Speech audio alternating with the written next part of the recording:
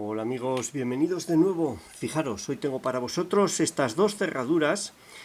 Son dos cerraduras de una moto, de una scooter marca Peugeot, modelo rápido. Ya hicimos el ganzuado del switch de esa moto. Llevan los mismos elementos móviles, pero a diferencia del switch, en el que el rotor no tiene muelle, estas otras dos cerraduras sí que tienen muelle. Una es del depósito, levanta el asiento y da acceso al depósito, que sería esta de aquí, si no me equivoco, y esta otra de aquí es la que protege la guantera, que está justo debajo del manillar. Ambas tienen muelle, no las he ganzuado, pero entiendo que van a ser diferentes a esa por el hecho, como veis, fijaros, esta es la llave original, me la devuelve el muelle, eso siempre dificulta la apertura, o bueno, incluso puede facilitarla, depende del tipo de pernos o mecanismo que lleve. Este llevan 5 chapas cada una, esta sería la llave, fijaros, el primero medio, segundo muy corto, quinto muy corto, tercero y cuarto muy largos, ahí están. Las vamos a colocar en el aprieto y vamos a intentar ganzuarlas, a ver cómo se nos da. Vamos allá. El encendido no tenía dificultad, simplemente la postura, pero estas con el muelle pues no se sabe, quizás se enganchen. Hice hace poco las cerraduras también del depósito de una motocicleta Rieju y la gente me apuntaba que probablemente el switch, el encendido, tendría más elementos móviles que la cerradura accesoria del depósito de fuel, de gasolina, pero no es así. No es así. Tienen exactamente los mismos elementos móviles. En este caso habrá otros modelos que sí, que suceda así. Vamos allá. No sé, he puesto algo diferente, espero que se esté viendo. Como veis, tiene muelle. Vamos a ir buscando los elementos, que es lo más difícil aquí. Primero un clic, segundo un ligero clic. Vamos a ver, tercero, no me puedo meter en... ahí, el tercero. Hay algo por ahí adentro que me impedía meterme encima. Primero de nuevo. Estaba chocando ahí con la guarda. Vamos a ver, segundo, tercero, cuarto. Creo que este primero ahí está.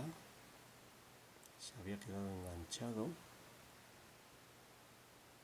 Este es el tercero que ha vuelto a saltar. Un clic. Es más difícil con el muelle porque hay que distensionar ligeramente y el muelle te hace perder posiciones. Vamos a ver. Ese es el cuarto y este es el quinto. Ahí está el quinto. Debe de faltar algo. El primero que se salta constantemente.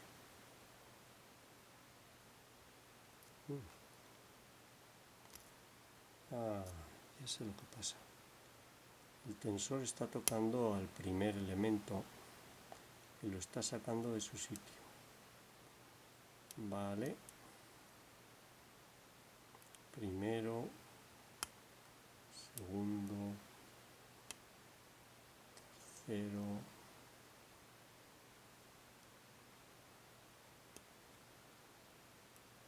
cuarto, quinto. Ahí al colocar el quinto ha sido más complicado, no me estaba orientando bien en el bocallave. Ahí lo tenéis, lo tenemos ganzuado. Vamos a probar el otro. Además, ahora me doy cuenta de que estaba tocando la parte de atrás de la leva en el aprieto. Quizás eso ha dificultado. Este tiene esta otra forma, este es el de la guantera. Vamos a ver, este parece que se va a mover. Sí, en este la leva no va a pegar atrás, este creo que debe ser más sencillo. Vamos a ver. Primero, nada, segundo, tercero un clic, cuarto, primero de nuevo. Ese otro estaba tocando atrás la leva y Eso hacía que se me saltasen las chapas colocadas. Ha sido culpa mía, bastante torpe. Vamos a ver, aquí debe de faltar alguna chapa. Primero de nuevo. Segundo está. Tercero está. Cuarto está. Es el quinto. Ahí está el quinto. Se ha saltado el primero.